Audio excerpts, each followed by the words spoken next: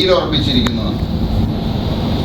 പ്രതിപക്ഷ നേതാവും രമേശ് ചെന്നിത്തലയും പറയുന്നു NDA വന്നിട്ട് LDF ആയിട്ട് ഡീൽ ഉറപ്പിച്ചിരിക്കുന്നത്. അപ്പോൾ രണ്ടുപേരും ഒരുപോലെ NDA ഭയപ്പെടുന്നു എന്നുള്ളതിൻ്റെ ഏറ്റവും വലിയൊരു തെളിവാണ്. പ്രത്യേകിച്ച് UDF-നെ സംബന്ധിച്ച് എറണാകുളം എന്ന് പറയുമ്പോൾ ഏറ്റവും കൂടുതൽ അവരുടെ ശക്തി കേന്ദ്രമാണ്, ഏറ്റവും കൂടുതൽ സീറ്റുകൾ പ്രതീക്ഷിക്കുന്ന സ്ഥലമാണ്. അപ്പോൾ എറണാകുളം നഷ്ടപ്പെട്ട് കഴിഞ്ഞാൽ കേരളം നഷ്ടപ്പെടും എന്നുള്ള ആ ഒരു മാനസിക വിഭ്രാന്തിയിൽ നിന്നാണ് ചെന്നിത്തലയും പ്രതിപക്ഷ നേതാവും ഒക്കെ ഓരോ മണിക്കൂറിനും പ്രസ്താവന ഇറക്കിക്കൊണ്ടിരിക്കുന്നത്. ഇവിടെ നമുക്കറിയാം, കേരളം വിട്ട് കഴിഞ്ഞാൽ തമിഴ്നാട്ടിലേക്ക് പോയി കഴിഞ്ഞാൽ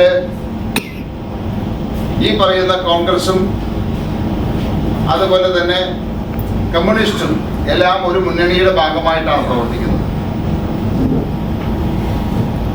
NDAക്ക് കേരളത്തിൽ ആരുമായിട്ട് ഒരു ഡീലും ഉറപ്പിക്കേണ്ട കാര്യമില്ല. ഇത്തവണത്തെ സീറ്റ് വിഭജനം, ഇത്തവണ NDA സഖ്യം ഒരുപാട് സഖ്യകക്ഷികളെ കൂട്ടി വികസിപ്പിച്ച ഒരു സമയമാണ്. ഏതാണ്ട് 14 പാർട്ടികൾ ഇപ്പോൾ NDAയിലുണ്ട്. അങ്ങനെ സഖ്യം വികസിപ്പിച്ചപ്പോൾ ഒരു കാരണവശാലും, അതായത് കേരളം പിടിക്കണം എന്നുള്ള ലക്ഷ്യത്തോടു കൂടിയാണ് NDA ഇത്തവണ മത്സരത്തെ നേരിടുന്നത്. അതിൽ ഒരു സീറ്റിൽ പോലും യാതൊരു വിധത്തിലുമുള്ള ഒരു അഡ്ജസ്റ്റ്മെന്റും ആരും സംസാരിച്ചിട്ടില്ല. ഈ ആരോപണങ്ങൾ ഉന്നയിക്കുന്ന ആളുകൾ വ്യക്തമായിട്ടുള്ള തെളിവുകളോടെ പറയണം, ഇന്ന സ്ഥലത്ത് ഇന്ന നേതാക്കന്മാരെ കണ്ട് ഇന്ന ഡീലാണ് ഉറപ്പിച്ചിരിക്കുന്നത്. അതിന് പകരം ഇവര് ഓരോരുത്തരും ഓരോ മണിക്കൂറിൽ പറയുന്നത് എന്താണ്? NDA വന്നിട്ട് ഇന്ന സീറ്റ് തൃപ്പൂണിത്തുറ അഡ്ജസ്റ്റ്മെന്റ് ആണ്, റാന്നി അഡ്ജസ്റ്റ്മെന്റ് ആണ്, ഏറ്റുമാനൂർ അഡ്ജസ്റ്റ്മെന്റ് ആണ്. അങ്ങനെയാണ് ഞാൻ ചോദിക്കട്ടെ, രമേശ് ചെന്നിത്തല മത്സരിക്കുന്ന സ്ഥലത്ത് എന്താ നടക്കുന്നത്? അവിടെ നിർത്തിയിരിക്കുന്ന LDF കാൻഡിഡേറ്റ് എന്താണ്? അവിടുത്തെ ആ നാട്ടിൽ പോലുള്ള ആളല്ല, ചേർത്തലയിൽ നിന്ന് ഒരു കാൻഡിഡേറ്റിനെ കൊണ്ടു നിർത്തിയിരിക്കുക. അവിടെയാണ് യഥാർത്ഥ അഡ്ജസ്റ്റ്മെന്റ്. കാരണം ചെന്നിത്തലയെ വിജയിപ്പിക്കാൻ വേണ്ടിയിട്ട് LDF-ഉമായിട്ട് അഡ്ജസ്റ്റ്മെന്റ് ഉണ്ടാക്കി ആ നാട്ടിൽ അറിയപ്പെടാത്ത ഒരു സ്ഥാനാർത്ഥിയെ കൊണ്ടുവന്ന് അവിടെ നിർത്തിയിരിക്കുകയാണ്. അപ്പോൾ ഇങ്ങനെയുള്ള പ്രചരണങ്ങൾ നടത്തുമ്പോൾ ഒരു കാര്യം മനസ്സിലാക്കണം. ഇത്തവണ 2020 എറണാകുളത്ത് 9 മണ്ഡലങ്ങളിൽ മത്സരിക്കുന്നു. 2021 8 മണ്ഡലങ്ങളിൽ മത്സരിച്ചതാണ് 2020 തനിയെ നിന്നപ്പോൾ. ഈ തവണ അത് 1 കൂടി, അത്രേ വ്യത്യാസം വന്നിട്ടുള്ളൂ.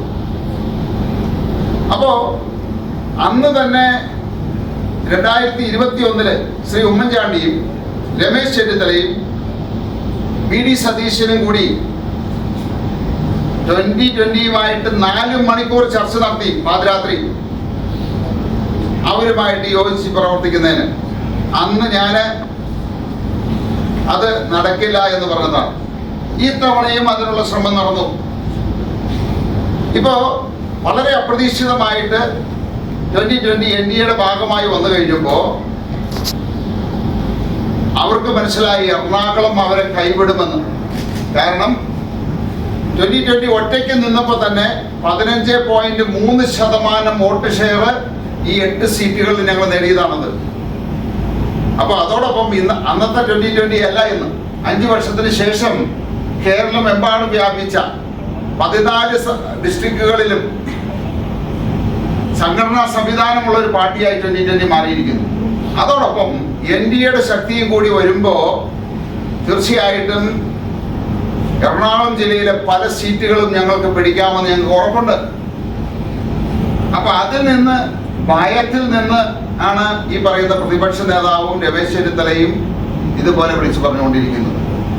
അപ്പൊ തീർച്ചയായിട്ടും NDAക്കെതിരെ ആവശ്യമില്ല, ഞങ്ങൾ ഒരു സീറ്റുകളിലും ഒരു അഡ്ജസ്റ്റ്മെന്റ് ചെയ്യില്ല, ഒരു ഡീലും അവിടെ ഇല്ല.